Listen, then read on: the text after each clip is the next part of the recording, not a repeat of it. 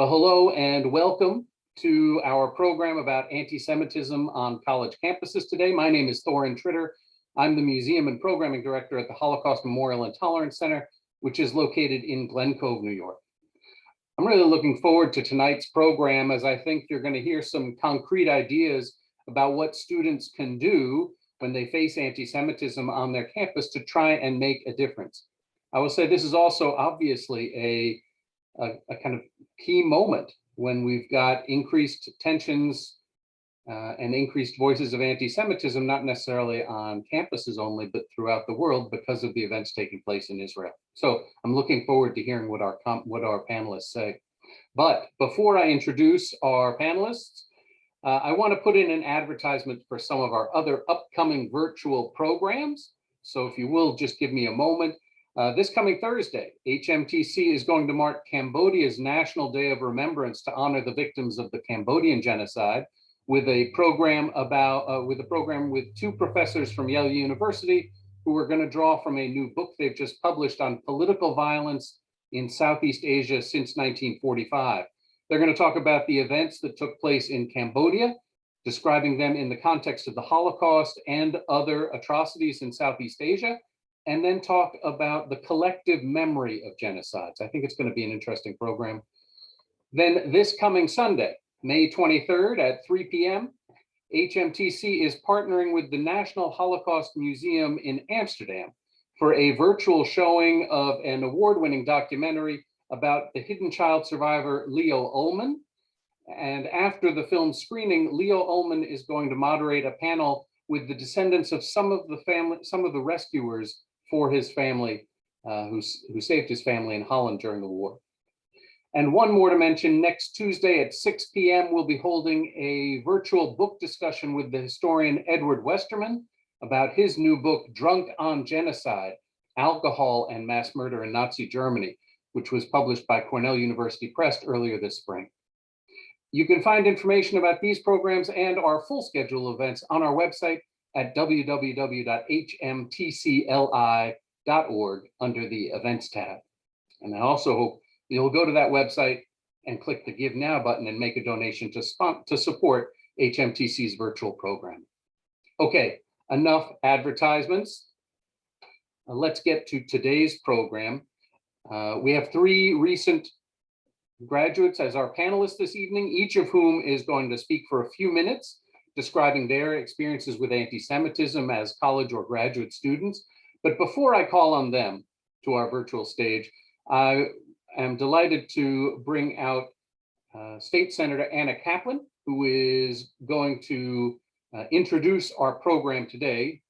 Senator Kaplan, as many of you know, was originally born to a Jewish family in Iran. When the Islamic Revolution swept that country, her parents sent her to the United States for safety, and luckily later were able to follow her and settling here initially in Queens. Senator Kaplan would go on to attend Yeshiva University and the Benjamin Cardozo School of Law and raised two children in Great Neck. In 2011, she was elected as a councilwoman for the town of North Hempstead, and in 2018 became the first Iranian American elected to the New York State Senate. One of the issues that she has focused on in her years in the Senate has been the need to stop anti-Semitism. Last year, she introduced 4 bills aimed at combating the rising tide of anti-Semitism and hate in New York State through education, awareness, and stronger hate crime statutes.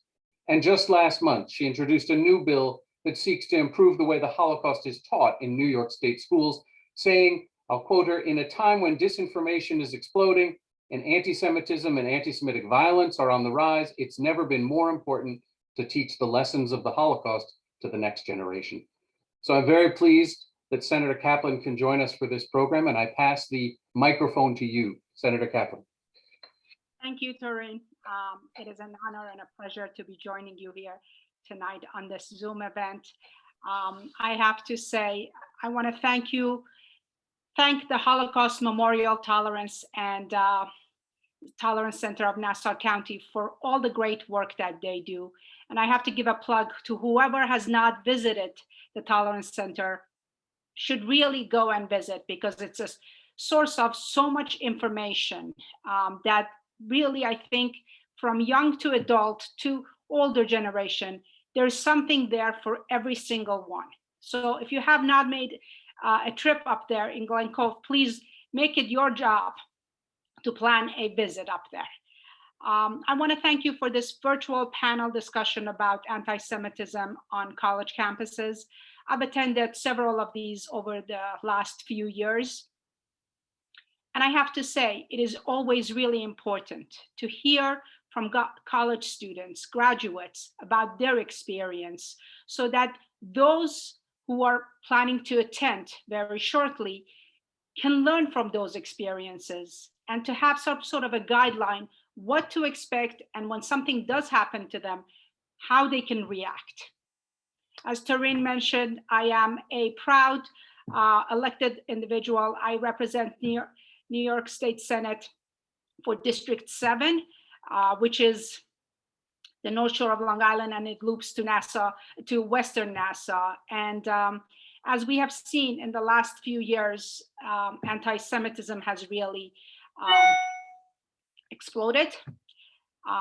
We're seeing those hate symbols throughout our district, throughout our communities that we always thought were safe haven for all of us, very inclusive and accepting. So it is really important that we make sure that we do everything in our capacity to send a message that we will not stand for this. We will all together, united, will stand against anti-Semitism, against hate, and that we are inclusive, and that our communities are really special because of all the different people who come here and really contribute and make our communities what they are. And that an attack on one group is an attack on all of us. I remember a couple of months ago, I was looking at some studies about how New York State is doing in terms of educating Holocaust to our residents, to our children at school. I have to regrettably say that New York came and was at the bottom of the 50 states. And anyone who knows me knows I'm very competitive. I always try to be top performer. But I think it is so important for us to make sure that we have a good, solid education for our children so that they know the history. I truly believe those who don't learn from history are doomed to repeat it again. And as we always say about Holocaust, never again. It is imperative that we do everything in our power, myself as an elected, to make sure that we have a good, robust education throughout the state so that every child can walk away having a full knowledge of what happened. That's why I partnered with my assembly member, Nili Rozek. We introduced a bill, S-121, which I am working very hard to be able to pass in this legislative session, where the Commissioner of Education can actually take a look and see how each district is teaching Holocaust to their students, which districts are lacking, which districts are doing a good job, and to come up with some sort of standard uniform guidelines so that we can do a much better job of teaching our children. With that said, I want to thank you again for this opportunity. If anyone has any questions, and even if you're not from my district, I hope that you know I'm only an email or a phone call away. And I also have to give a plug to your Sunday event with Lee Ullman. He is one of my constituents. I've been blessed to have met him and have heard his story a couple of times. For all of you who don't know who he is, I really recommend you to participate and hear his story. It is really heartwarming, and it is really a wonderful education for each and every one of us. With that, I'm going to pass it to you, Tareen, and thank you again for this opportunity. Thank you so much, Senator Kaplan, for leading our program off. For leading our program off and for introducing it so nicely. At this point, I'd like to bring out the first of our panelists. We have three panelists. After all three panelists have spoken, we will make time to open the floor for questions, which I ask you to pose using the Q&A function of Zoom, but we'll make sure to make time for it after our three panelists have made some initial comments. Our first speaker is Matt Wigler, who grew up on Long Island, then attended Stanford University before earning a master's degree as a Mitchell Scholar at Trinity College Dublin in 2020. He is currently serving as an Annenberg Fellow teaching at Eton College in England and joins us from the other side of the Atlantic. So Matt, thanks very much for being with us. And I'll ask you just to, as a lead up, if you'll share some of your experiences at Stanford after coming out of Nassau County. Absolutely, Thorin, and thank you so much. And thank you to Senator Kaplan as well for your wonderful introduction and for all that you do to promote Holocaust education in New York State, which I think really is a key to a lot of this. And it's something that as an educator right now, as Thorin mentioned generously, I'm currently a teacher in the United Kingdom where there have been no less than 53 violent attacks on the Jewish community here in the United Kingdom just since Monday, a 450% increase. And, you know, in that context, I found it very important to educate my students. I teach politics and English here about the Holocaust and just finished up a unit with them on Elie Wiesel's really profound Holocaust memoir, Night. Which I think riveted a lot of students to think about this question in a way that they otherwise wouldn't if it hadn't been assigned to them. So I grew up on Long Island in Great Neck, New York, went to Great Neck North High School actually with Senator Kaplan's daughter in my class with me, and didn't really anticipate the anti-Semitism that I would experience when I got to college. By the time I was in my freshman year at Stanford, it had become pretty apparent that, out there on the West Coast, there was a real problem with anti-Semitism, with the way that Jews were treated on campus. And I came together as a co-sponsor with a number of other student organizations across the political spectrum, APAC, J Street, which, is a, liberal pro-Israel organization, the Jewish Student Association, Cardinal for Israel. So lots of different groups, representing the full left to right spectrum of Jewish thought and Jewish perspectives that might exist on a college campus, to put together a very simple resolution for the Student Senate, saying basically just that anti-Semitism is a problem at Stanford University, and that the Student Senate is committed to taking concrete action to fighting it. A pretty, anodyne bill to put through. Unfortunately, when I went to present this bill, and this is my freshman year at Stanford, so I'm 19 years old, the Student Senate doesn't see this as quite so easy an issue as I might have thought it had been. First, a girl says, actually, Jews are the Nazis of today, looking at a list of things that we list as anti-Semitism, saying comparing Jews to Nazis is anti-Semitic. That's when I start thinking that maybe things are about to go south.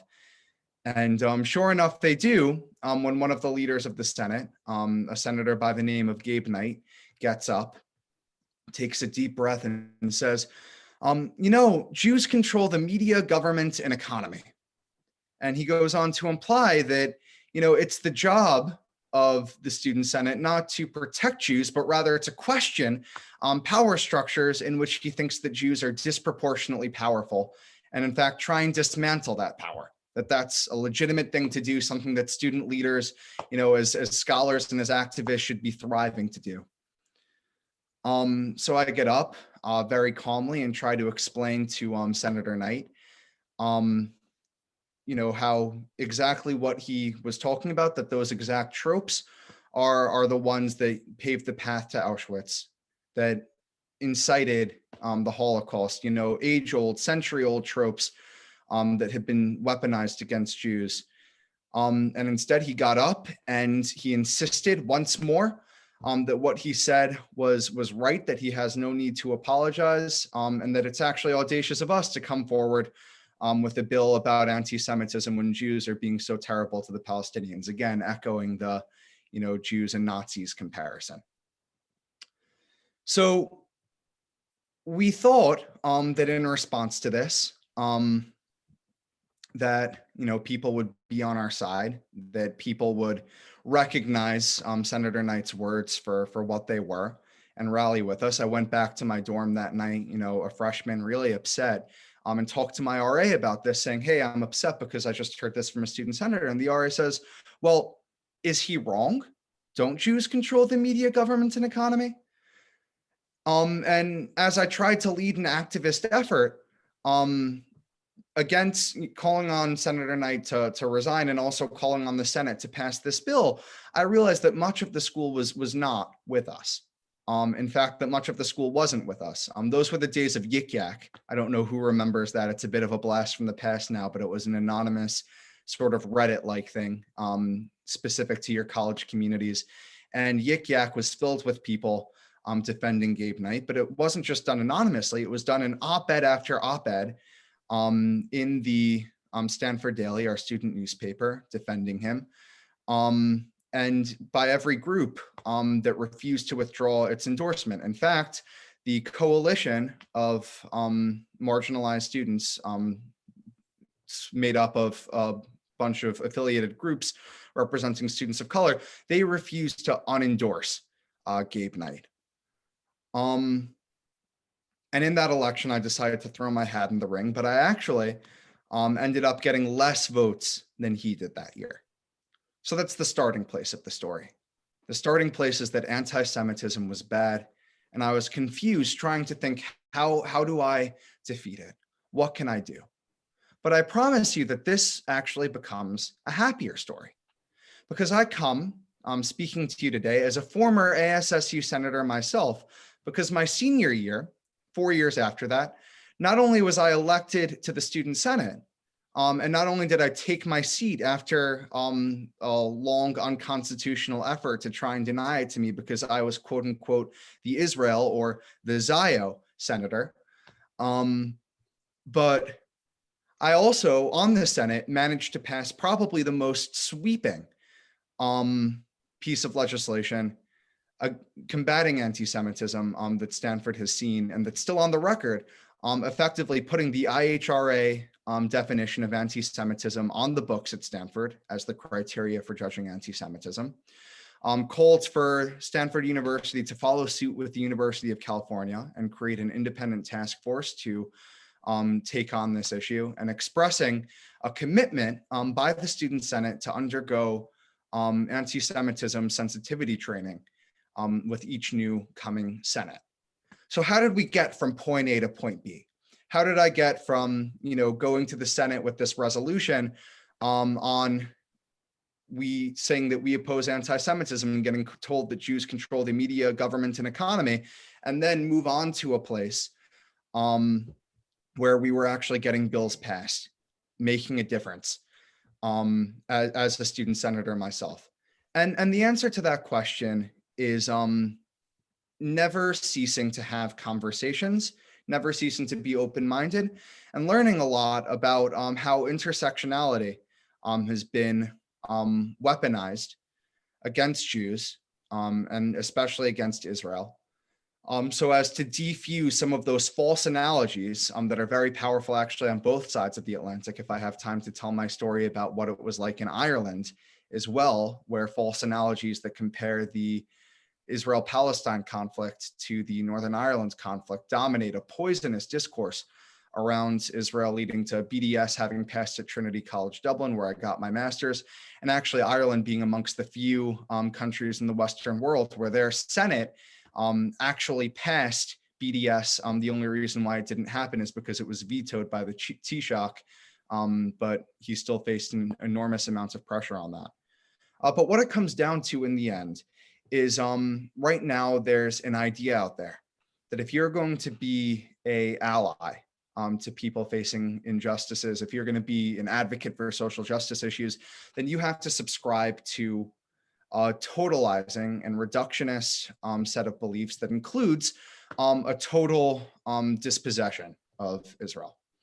I consider myself to be a progressive. I was the vice president of the Stanford Democrats. It's always my wish to be there fighting for justice. with other people who are facing injustice. For me, the fight against anti-Semitism is deeply linked to fights against other forms of injustice that people face. But unfortunately, the narrative that's been perpetuated out there is that if you want to stand against other injustices, if you want to stand for Black Lives Matter, if you want to stand for women's rights, if you want to stand for the rights of immigrants or disabled people, then you also have to disavow the state of Israel, disavow Zionism, reject the idea of Jewish indigeneity in our homeland, or even our right to live there and not be killed by rockets in order to be considered a good Jew who has access to those sorts of progressive places. And for people who aren't connected to that, it's very hard for them to understand how actually combating anti-Semitism, because it functions so differently than other kinds of racism, other kinds of oppression, which often teach us that a different group is less than someone else. Anti-Semitism tells us that Jews actually are, like Gabe Knight thought, more powerful than other groups, that we have disproportionate control over the media, the government, and the economy, right? They portray Israel as Goliath against a Palestinian David, when the truth is that Jews have always been David, against a whole world that we're seeing on social media this night has always been hostile to us and hostile to our right to defend ourselves. Whether, in actuality or even just on social media or in a campus space. The only way to diffuse that is to have conversations with people, is to explain to them that our fight for our rights and for our recognition, our defense of our identity is deeply linked to the rest of theirs, and to show up for them too. One of the things that I did in the aftermath of the Gabe Knight thing was to organize a rally that brought together members and leaders of all different marginalized communities at Stanford. We had, Latinx organizations speaking with us. We had Indian American organizations. We had also disabled organizations. Every organization that I could get to come to the table to have a rally against anti-Semitism together, where we also spoke up about their issues, linked arm in arm, singing together, Shalom, Salam, in one, glorious line of solidarity. That's how we make the change. And when I got to the Senate, and still now, I insisted on having difficult conversations with people who, frankly, didn't have enough education about these issues to be informed about it. And I needed to point that out to them. Because the most dangerous thing in this discourse is when people know enough to be very confident that they're right, but not enough to know that they're absolutely wrong about what they think about this conflict.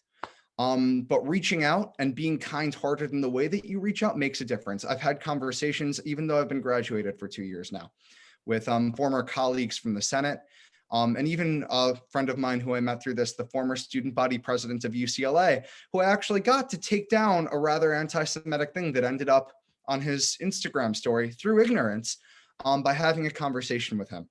And I encourage all of us to get out there and talk, to be even-handed in the way that we deal with things, but to be honest in expressing the issues that we face. And I hope to answer more questions from you guys about some more of the details of the tactics and the strategies that we've been able to use to break through to people. I have plenty of stories to tell, both about Stanford and about Ireland, and even now about here in the United Kingdom where I'm teaching. But Michael and Jocelyn also have amazing things to say, and I'm going to cede the floor over to them, but please do ask questions after. Thank you. Thanks very much, Matt. And I'm sure that your comments have given us that spark, and I think we'll be getting a bunch of other questions based on that. So thanks very much. Thank you. I want to introduce our next speaker. Our next speaker is Jocelyn Kleiger. Jocelyn, also from Long Island, but instead of going to college out in California, Jocelyn stayed right here in Nassau County, attending the Webb Institute, one of the top schools in the country for naval architecture and marine engineering, but it's located in Glen Cove. She graduated from the Webb Institute in 2019 and is about to start a PhD program in civil engineering at Oregon State University. She, I think, has a somewhat different set of experiences at a very small, prestigious school right here on Long Island. So Jocelyn, can I get you to come out here? Hi, thank you for that introduction, Thorne. Matt, thank you for sharing your experiences and your very insightful words. And Senator Kaplan, thank you so much for the statement that you gave earlier and for all you do for Holocaust education in New York State. So as you mentioned, my experience is very different from Matt's was. Webb Institute has about 100 students. And of those 100 students, I was the only practicing Jew on campus. I don't know if I was the first Jewish student to take off for Rosh Hashanah and Yom Kippur, but I was the only one to do it during the course of my 4 years there. Honestly, I had an imposter syndrome about whether or not I should be a part of this panel because, I didn't go through the same type of thing that Matt did, and Matt and I have known each other for years. So I had an understanding of what he had experienced at Stanford.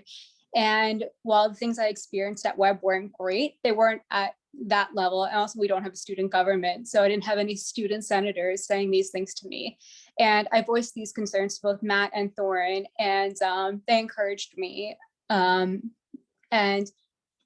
it's anti-Semitic microaggressions that are insidious and that inherently lead to more extreme acts of anti-Semitism and more extreme anti-Semitic beliefs. So we all agreed that it would be a good idea for me to come and share my experiences because they're kind of at that crux of when you feel like something is wrong, but you're not sure. And the most important thing that I learned was to trust your gut when it comes to anti-Semitism. And there's no right way to be Jewish. There's no way to be Jewish enough. There's no way to be discriminated against enough. Any anti-Semitism in any form is bad. And it's important to trust yourself when you go through these things, because if you're not on your own team, it's hard to advocate for yourself. So the Webb student body praises itself on being apolitical, even though being apolitical is inherently an endorsement of the status quo and inherently a decision to give into internal already existing biases. So what I experienced at Webb from a sociological perspective, it was sort of interesting now that I'm a couple of years removed to look at what happened while I was at Webb and think about what that says about society, about our education system, and how we deal with historical education, Holocaust education, and education dating back to the Middle Ages, dating back to the very conception of Judaism. In some cases, what I experienced, I couldn't quite explain why it felt wrong. The most recent one I can think of, a few months ago, someone that I considered a friend said that Jews are smart. And I told him, you can't say things like that. And he asked me why, because it's a compliment. And I had a really hard time vocalizing this. But being the only Jew and constantly going through these experiences that felt wrong, the word objectively wrong, it's very isolating and it's very lonely. And I wish I'd had a Jewish community behind me when I was going through that. And I had a lot of difficulty in verbalizing what I was experiencing and expressing why it was offensive until Webb undertook a DEI initiative. And it was only then that I could put words to these experiences that I was going through. And this was very, very recent. This was about a year ago. So it was after I'd already left college. So the main experiences, the bulk of my experiences with anti-Semitism involve essentially becoming a caricature of a Jew, tokenization, and some interesting internal biases. So when I first got to Webb, Holocaust jokes were everywhere. This was 2015, before Charlottesville. So to a lot of people, anti-Semitism was a thing of the past. And I'm going to touch on that a little bit more later.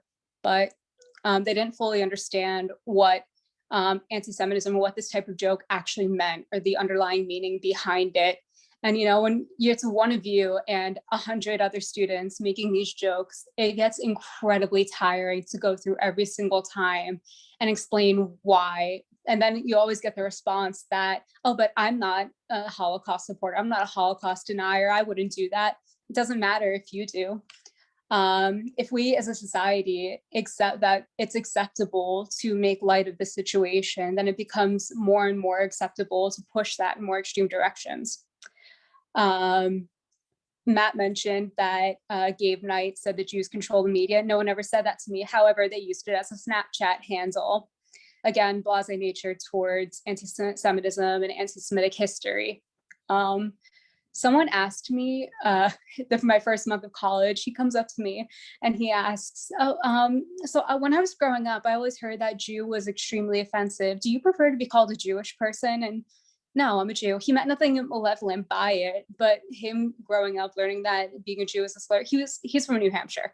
But him growing up and hearing that the term Jew is a slur was really eye-opening to me, because, I'm from Nassau County. My high school is about 30% Jewish. It was so foreign to me that I still struggle with that one, honestly. In my freshman year for Hanukkah, I invited all the other students to come down. I had my menorah. I was going to light candles, do the prayers. Figured like if someone wanted to see what it was like, it's Hanukkah. It's not the biggest holiday in the world. So I figured it'd be nice to get everyone involved, get everyone in a bit of a festive mood, to show them just a little piece of Judaism. And they ended up having people with cameras come down and taking flash photos of us in the middle of the blessings. And me and all the other students looked at each other and started giggling. And I felt like an animal on display. It was really uncomfortable. Like, oh, look what that thing is doing. It was very, very strange, but they were doing it for PR purposes. They were doing it to try to promote web as a place where Jews could be comfortable, to try to encourage other Jewish students to possibly enroll. And so I understand why they did it. But again, that feeds into the tokenization that I experienced there. And then there was a girl who tried to get me to make challah bread with her. I do not know how to make challah bread. I don't know why I would know how to make challah bread. Bread making isn't a thing I do in my spare time. This was pre-COVID, so it wasn't even that sort of excuse. She was trying to seem like she knew a lot about Jewish culture, but in doing so, she created a caricature of me, and it was uncomfortable. So one of the most revealing moments that I ever had was this boy from North Carolina told me that he had never seen a Jew before. He had some vague concept that we existed, but it wasn't until he saw me that he actually understood, like, oh, wow, they're like actually just walking around here. And what he actually said was that he'd read about Jews in history books. And that connected a lot of dots for me, because it speaks to the general tone of history and Holocaust education, and speaks to the importance of it, because the way that anti-Semitism is currently taught, it's taught as a feature of World War II that started it and ended with it. It's not taught as a continuum, and it's not taught as something that started far back as Jews have existed, as something that ramps up and comes in waves, something that was experienced here in America. For example, the Miss America immediately after World War II was Jewish, and they had to stop the tour because people kept on coming up to her and saying, my son died because of you. And she was a victim of so many anti-Semitic attacks, but we're so blind to the anti-Semitism that happened here in America because it's taught as part of German history, not as American history. So I think it's because of that we lose a lot of the context into how it happened and how it can be avoided again, and the underpinnings in a society with anti-Semitism and how those can become more and more dangerous if left unchecked under time. And I had one institutional example of anti-Semitism. I left campus for Rosh Hashanah to go observe with my family. And during that time, the professor assigned a test. He informed us of it after the holiday started, and the test was to happen the day I got back from the holiday. So there was no way I could study for it. So I reached out to him, got no response, reached out to the dean, no response. So I had to take the test, and I did well, but it was a very, very stressful experience. And because I went to a college of 100 people, I had pretty direct access to the administration. So I'm very fortunate that I was able to see tangible change. The dean actually approached me and asked me for help in including religious discrimination into Webb's tolerance policy. And he asked me for help in how to word that and how to make it specific enough, but also vague enough that it could apply to not only Jews, but all religions. And it wasn't until I sat down with him to try to go over this that I realized how inept my vocabulary was in terms of communicating anti-Semitism, in terms of expressing how to avoid religious discrimination, because A, it's very difficult to make something vague enough to encompass all religions. I can't list all the religions in the world off the back of my hand, so how can I possibly verbalize how to accommodate them? But at the same time, I could barely express how to accommodate Jews myself. I'm going to try to wrap up here. So Matt mentioned the importance of having difficult conversations about anti-Semitism, but with a series of microaggressions, it becomes incredibly exhausting to have to constantly educate others about Judaism and about anti-Semitism. And frankly, it's not an individual's job to fix a lacking education system, but it's also important to stand up for yourself and to call out anti-Semitism where you see it, so that way it doesn't become more normalized. Earlier, I mentioned that that I was often told that Jews are smart, and I was met with confusion when I said I was uncomfortable. However, if we as a society decide that Jews are smart, then it's not that far off to say that Jews are cunning. If you're comfortable identifying the type of discrimination that you're facing, for example, tokenization, lacking historical context, internal bias, it's incredibly helpful. Most of these stereotypes stem from horrific history, and it's very, very time consuming and a little demeaning to go through the history of usury in Europe with every well-meaning but ignorant person that you come across. And by identifying it, you shut it down and validate your own experience without having to explain why you are entitled to that feeling. Because yes, if you are the victim of a microaggression, you are entitled to feel uncomfortable, and you don't owe anyone an explanation for that. But yes, there's more people on your team than you realize for this. Matt mentioned the intersectionality of anti-Semitism and other forms of racism. And one of the things that's going on at Webb right now is that they're having DEI training. And I hope to get anti-Semitic training involved in that as well. And I mentioned before that I did not have the language to express what I was experiencing until Webb's DEI initiative came into play. So there's a lot for people advocating against anti-Semitism and people advocating against racism can learn from each other. And I was the only Jewish student, and there were about 2 or 3 students of color during my entire time at Webb. And hopefully, if you can join forces, you become a much more powerful being. You can learn from each other, and you can advocate with and for each other.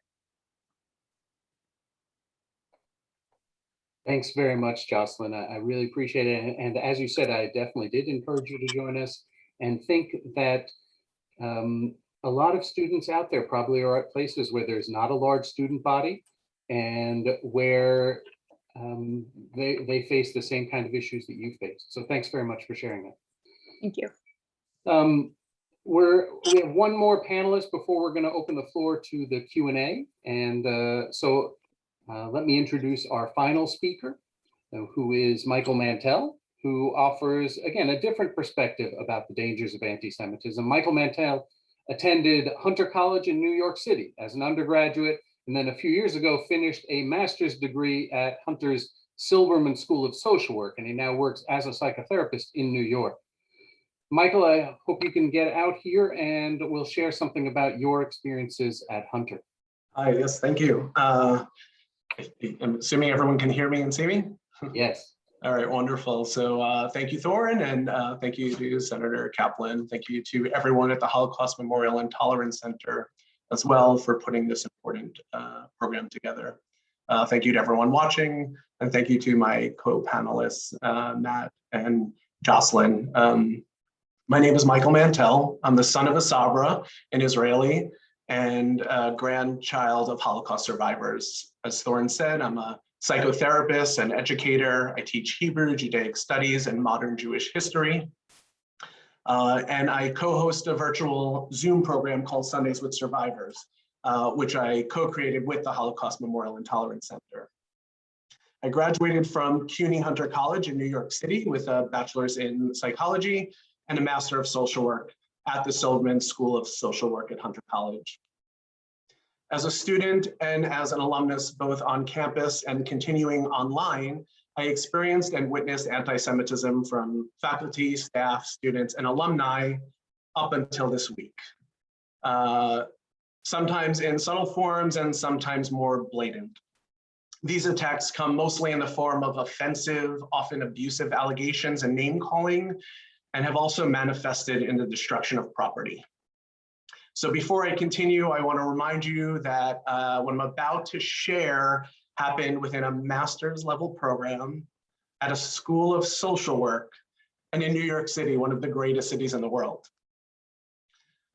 Instances that have occurred within the Silverman student and alumni community include, but are not limited to, referring to Jewish Zionist students as the oppressor, a student walking around campus with an F Zionist t-shirt, alluding to Jewish control over Hollywood, equating Jewish landlords as New York City's worst, referring to the state of Israel as the new Nazi Germany, putting Israel in quotes and suggesting that it does not have the right to exist, claiming that the state of Israel should be dismantled, excusing the murder of Jewish Israelis as merely retaliation, claiming that Jewish people, including students, use the Holocaust narrative to silence and oppress other minorities, stating that it took a massacre like the Poway synagogue shooting for the Jewish community to realize that there was a problem, and posting an anti-Semitic article from a neo-Nazi website. We also found a swastika etched into a dispenser in a bathroom on campus. Worse than the barrage of disparaging and demeaning acts and comments is the support of them and for the students who make these remarks.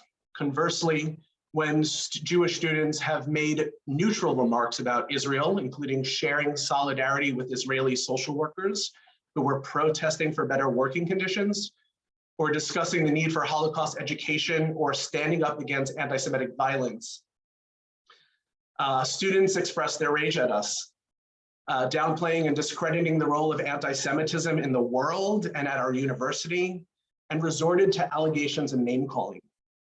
For example, when the anti-Semitic article was posted, in the same thread, Jewish students were expressing their shock over the posting of this article.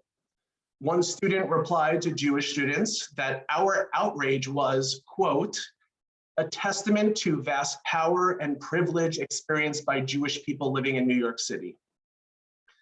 Additionally, students wrote that, quote, someone in social work school should cruise all types of websites because one never knows who their next client is.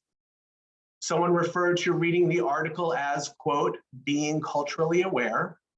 Another student wrote that at least the original poster, quote, did a great job of sparking a conversation. And the original poster wrote that she, quote, read past and through the other ignorance that was weaved around the story. So to give you a little bit more context here, the website was called jewishproblem.com. And throughout that website, if you clicked on the link from the article posted, was a banner of swastikas. There was also an image of a rat with the Star of David. There were many articles blaming Jews for 9/11. In addition to the mission of the website calling for a Jewish-free planet and other disgusting comments made in the article, was a sentence, quote, it's high time Jews start being viewed as cockroaches or any other pest to be exterminated without exception. Now, I'll remind you that the original poster, the person who posted the article, said she was able to read past and through this ignorance. Jewish students, religious and secular, those identifying as Zionists or not, have explicitly expressed their fear and concern over the anti-Semitic comments and over the lack of empathy and understanding from the Silverman School of Social Work community. Also, many Jews privately expressed that they were too afraid to speak up and that Jewish allyship seemed all but gone. In 2015, after I graduated, in 2015, we started an online Jewish pride group for students and alumni of Silverman School of Social Work. During that year, a bunch of alumni and students brought to the attention of the administration the swastika that was found on campus and the anti-Semitic article that was posted. The response from the administration seemed slow at best and sometimes dismissive. For example, a meeting that was scheduled was canceled last minute, And despite numerous attempts to reach the administration, they didn't get back to us for over 2 weeks, or about 2 weeks. The end result was to transfer the work from the dean administration to a student-led social justice committee, which ended with frustrated students leaving the committee due to a lack of initiative to combat anti-Semitism. So fast forward to last year, 2020, after students called to dismantle the state of Israel, called Jewish Zionist students oppressors, referred to Israel as Nazi Germany, and said that Jewish students and Jews around the world use the Holocaust to advance our goals, I reached out to the administration once again. It has now been almost a year since we began speaking, and we've had numerous meetings. During one meeting, one of the deans said the swastika on campus was very small and barely noticeable, and said that the school did all that was legally required. My response was that their legal and moral obligation to protect their Jewish students was thus far ineffective, and their actions clearly were not enough. One of the deans said that they would include an article that discussed anti-Semitism. I asked to be involved in the process of choosing an appropriate article. The administration dismissed this request. The article that the administration chose to speak about anti-Semitism includes, among other statements, the following: Zionism was at heart a colonial enterprise. At each step throughout the year, this past year, it felt like the administration was working against us on this endeavor rather than with us. Most emails I sent were either not responded to, or questions within those emails were ignored. I presented a number of resolutions to the administration, including that the administration put forth a formal statement defining and publicly condemning anti-Semitism. I requested an investigation into how the administration handled prior anti-Semitic incidents, so we know that what worked, what didn't work, and what work still needs to be done. I proposed creating a combating anti-Semitism task force made up of faculty, staff, students, and alumni who would review all relevant class and professional development materials. I recommended that the administration seek out other ways to educate students about the diverse Jewish experience and our contributions to social work in the world, not only just our experiences related to anti-Semitism and Holocaust. I discussed with the administration the importance of being able to talk about anti-Semitism as a standalone topic rather than one discussed in a conversation about all other isms or steeped within a conversation about the Israeli-Palestinian conflict. I reminded the administration that anti-Semitism isn't only an outside problem that we need to include in the curriculum, but we also need to address it as a problem that we see within our university and the greater social work community. I requested that anyone creating related course work or professional development content have some background or expertise on anti-Semitism and the Jewish experience. And a colleague went even further and suggested that any professors discussing the topic have a background in de-escalation and conflict resolution training.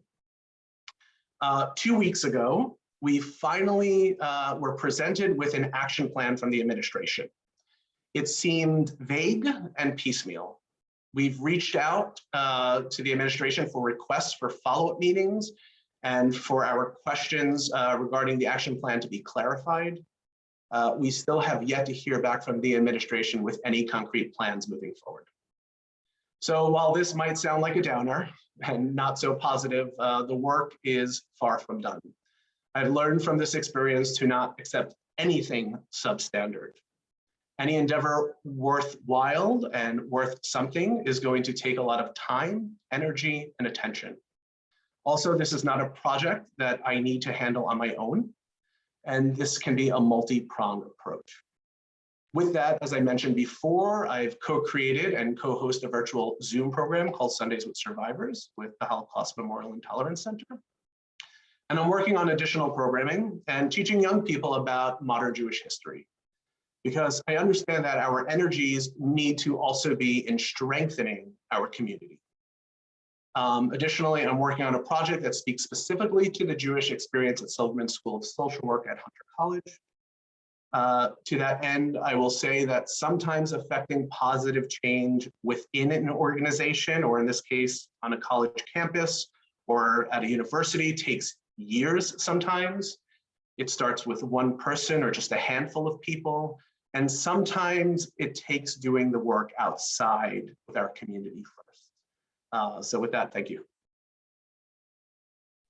Thanks very much, Michael. And I'd like to thank our three panelists for their comments and their feedback. I'd also like to invite all of the three panelists to come back out for the Q&A session. I want to thank you guys for sharing not only what you experienced, but drawing our attention to some of the things that you did that were effective, or at least could be effective. And I think that that's one way to take our conversation going forward. I'd like to invite the audience to use the Q&A feature of Zoom and type in questions they have. And I know that there are already several questions that have come in. And so I'm going to jump to some of those. And I'll start with one that gets right to it. Somebody writes, they're a college student here on Long Island, and one of their classmates started engaging in anti-Semitic rhetoric on an app that was being circulated. The student reported this to campus security and wanted to remain anonymous, and campus security said they couldn't do anything. So this student asked, what is something that they can do when they see a classmate being targeted on campus, when they see anti-Semitic stuff going on campus? Can you offer some suggestions for what a student like that could do? Yeah, I'll start if that's all right with everyone. Number one, I think the most important thing is to understand you're not alone. So reaching out to the community outside of your university. Also reaching out privately to each other, students, so we know that there's support. It's also important to remember that what happens to us on social media, for example, is something that other people can see and witness. Sometimes it's important to let certain things go. Other times we do need to stand our ground. And with that, if you don't feel comfortable saying anything or need help, you don't have to be knowledgeable about everything. We can rely on each other for that information. As far as speaking with the university or the college security, never take no for an answer. Go to somebody else. And also, it doesn't have to be on campus. There are so many officials and organizations you can reach out to, alumni from other schools or your own. So you're not alone in this. And again, this is something that you can reach out to us or anyone else who can assist you in that. But the one thing that I would just end on is don't take no for an answer, at least not the first or second time, and don't accept anything that is substandard. Others of you, other feedback for this student? I mean, unfortunately, it's very hard to get recognition from your university sometimes when your safety is at stake. I recall there was an incident where actually another elected student senator at Stanford posted a video, or sorry, posted on Facebook a message saying that he planned to physically fight all Zionists on campus that he encounters next year. You know, threatening physical violence against members of the Jewish community. And the Stanford administration was well aware of what was going on, but refused to take any action, you know, for weeks about the whole thing, as basically the entire school defended him about it when anybody brought it out there. What I found to be effective when the university administration wasn't taking matters seriously was to get other people involved, national organizations and national figures. I know there are questions further down about what groups are good. Some groups that I worked with in that situation, I worked with the World Jewish Congress, with Ambassador Lauder, who was incredibly helpful in that situation, who got on the phone with the president of our university. I worked with Zionist, which is an incredible organization that I would recommend to anybody, and was on the phone with their director, Amanda Berman, who's wonderful, and helped provide us with legal advice. There are tons of people out there who are willing to help. Also, AEPI, I was a part of, and they you know, always provide support for these things. I think one of the problems that we have is we don't have a system that, you know, aggregates and shares all of these issues that pop up. across our universities in one place. You know, there's no single, and they do this well in the UK. They have a council here where, you know, you have a central place where you report all different incidents to, and then they're able to liaise with the government and compile these statistics. There are so many instances of anti-Semitism, like the ones we've spoken about, that just go unnoted, just are permanently, no one can find out about them because the right people don't know about it. And even when the right people know about it, they're not talking to each other or putting it out there. I think aggregating those statistics is big, which is why I think both Michael and I, as part of our activism, have focused on trying to put, you know, committees together and task forces together to try and handle this problem in a more systemic way with concrete actions and with education. Because some of the time the university administrations don't recognize very clear anti-Semitism as an issue because they don't have the vocabulary to talk about anti-Semitism or the context in which to recognize it, because it is so different, again, from other kinds of hatred that plague us. But you're not alone. You're with us. If you want to reach out to me, my email address is mwigler61g@gmail.com, or you could friend me on Facebook or Instagram. I'm WiglerM. I want to talk to you. I want to help you. Let's trade advice and let's get this situation sorted. Thanks very much, Matt. And I will just say there's as you said, somebody posed a question about what are some organizations, and you've mentioned some, and we'll try to include some in a follow-up email that we send with ideas of organizations or groups that people can contact. So we'll try and pull that together for everybody. I wanted to raise another question that somebody had posed, which is about the sometimes blending of anti-Israel policies and anti-Semitism, and how those fit together, or how those should fit together, how those shouldn't fit together. And I wondered if any of you would respond about your experiences facing comments about Israel that have become anti-Semitic comments.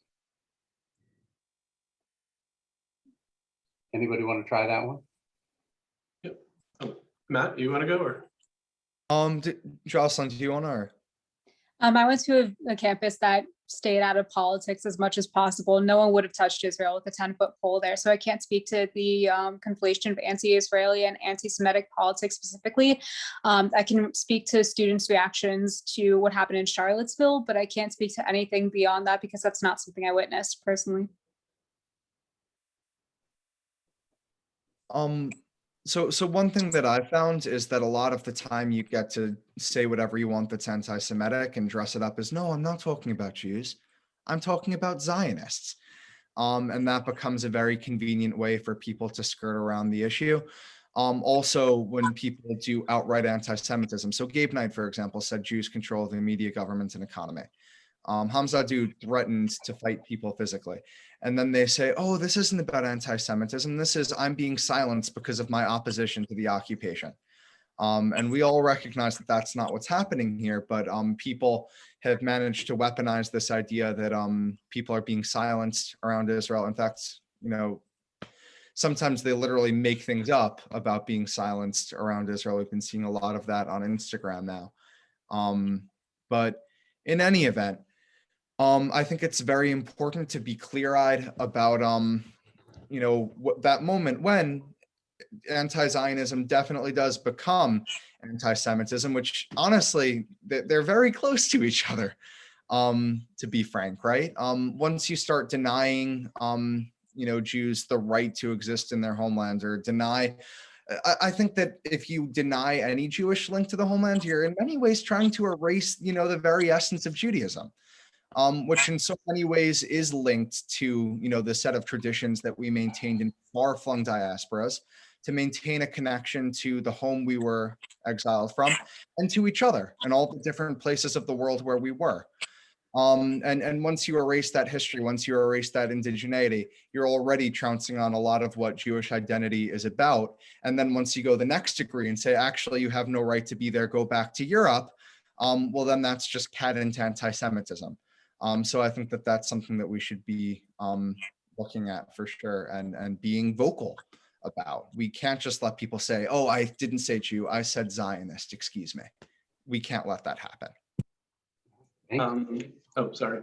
If I can also just share, I think oftentimes on my college campus and in the social media world, a lot of the quote unquote policies that were discussed were actually just allegations. Israel is an apartheid state. It's a Jewish regime. Those aren't policies, those are allegations. So if you ask people questions, well, can you tell me which policies you're referring to? I think trying to, putting people on the spot, asking them questions so they can explain themselves is really, I think, what we need to do. Because again, this is just an allegation and no one is stating a fact about a policy. I think that's the most important thing from what my experience, at least on college campus and social media. All right, thanks, Michael. I know we're running short of time. I want to get to at least one more question. Somebody wrote in that about something that happened in 2019 when President Trump then issued an executive order about the punishments for anti-Semitic acts that said Jews who experienced anti-Semitism could be considered to have been targeted on the basis of their nationality or race. And his action led to a huge uproar about whether he was classifying Jews as a race. And I just wondered if this was something that came up while you were at school, and if you recall, if it fed into the debates and anti-Semitism on your campus. So at least in my case, there weren't really many debates on anti-Semitism because there wasn't really much debate on anything. However, I do have a little term for something like this. Jews technically are an ethno-religious group. And as I said before, there's no right or wrong way to be Jewish. So I call it goy-splaining. Like when someone tries to tell you if you're actually Jewish or if Judaism relates like a nationality or a religion. So it didn't feed into it. But the debate as to whether or not Jews get to classify themselves as a nationality, that is something that I umbrella under goy-splaining, builds off mansplaining. Thank you, Jocelyn. Other comments in response to that one? Michael? Yeah, again, I think it's all about just asking people questions. So most people who talk about the executive order have never read it. So I think it's important to just ask what they know about it. Essentially, the verbiage, the wording isn't that threatening, just like the internet. It's really how you use it. And if we can use it for good, it's a protection, which is exactly what it is. Additionally, I would say, we say Am Yisrael Chai, we say the Jewish people, the people of Israel live, we don't say the Jewish religion lives. Also, there's the Hebrew national hot dog, right? It's not the Jewish religion hot dog. So going from the biblical to pop culture reference, we are a people, we are a nation. If people want to use that against us, that is not, I think, what the executive order sought to do, and people who use it for that purpose are not using it the correct way. Several people have raised affiliating or connecting with the federal government, and I'm wondering about reaching out to your representative, congressional representative, senators. Was that something that you guys tried when you were facing your situations at your different universities? Did you find responses from federal representatives or state representatives useful, or was that going too large? Unfortunately, I don't think every elected official is as good as Senator Kaplan is, or as much of a friend. I think that the dockets that our elected leaders have are large, and for many people, especially in places where there's less Jewish people than we have even in the New York area, where it's clear from Michael and Jocelyn's discussions that things are far from perfect. It's even lower down on the totem pole.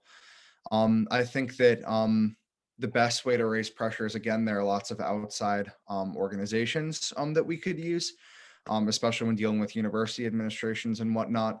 So just to get the names of a few of them out there, AIPAC was mentioned in one of the questions. I led the AIPAC chapter at Stanford for 2 years. They're a great organization to work with, and I would recommend anyone who's interested, especially in Israel activism, towards them, and they're bipartisan. So that's something that allows them to be taken more seriously, especially by elected leaders.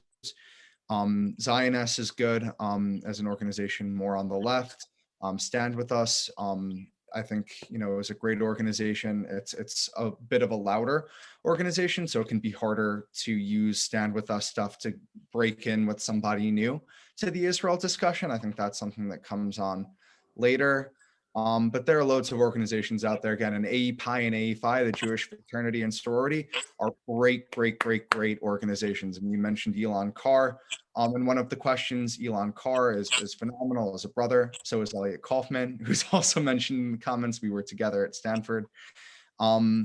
And all of these groups together, I think all have important roles to play in different ways. Like the fraternities and sororities, for example, are important in providing social solidarity too, to people who feel like they're alone in dealing with this sort of thing.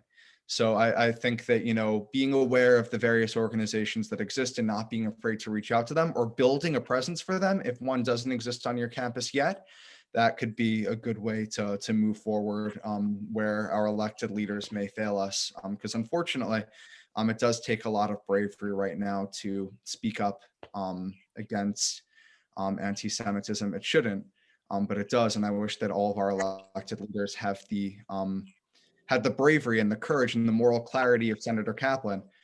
Some do, and we should also do our best to elect more of them. That's the other challenge here. And I see somebody is chiming in to say, to talk about Hillels on campus as another place to go to often find assistance. Hillel and Chabad. And Chabad, thank you, yes. But some other student organizations and other organizations on campuses that can be a big assistance. With that, I'm afraid we do need to wrap up. I want to thank Matt Wigler, Jocelyn Kleiger, and Michael Mantel, as well as State Senator Kaplan for being on our program tonight and sharing your knowledge and your experience. And I'd like to thank all of you who were watching today. We will send a follow-up with some more resources, and we hope that those will be a help to anybody facing anti-Semitism today. So thanks, everybody. Hey, Thorin. Yeah. I was just wondering if it's all right with you, I'd like to drop my email in the chat in case anyone has any questions or needs someone to reach out to. Just Yeah, that way. I'll share it in the follow-up email. I'll share Okay. Matt's email and yours, Jocelyn. Michael, if you're willing, I'll share yours as well. Yeah, okay, so I'll make sure that people see that and we'll be able to write to you to ask for help or guidance. We're here for you guys. Thanks very much, everybody. Have a wonderful evening. Thank you.